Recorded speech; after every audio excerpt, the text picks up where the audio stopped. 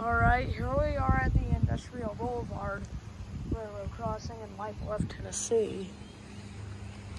So here we have the first signal here, which has a Martin Industries clamp style base.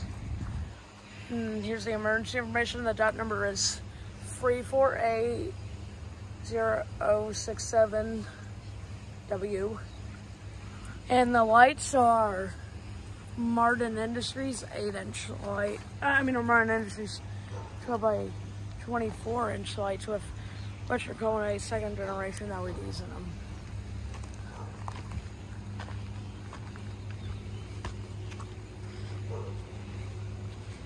And here's the other signal.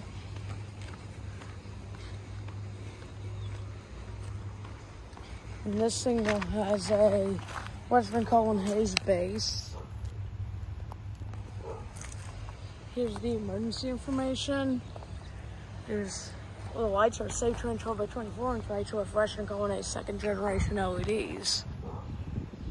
And the bell is a State-Tran Type 2 electronic bell. So yeah, this is the Industrial Boulevard Railroad Crossing in Bluff, Tennessee. Over and out.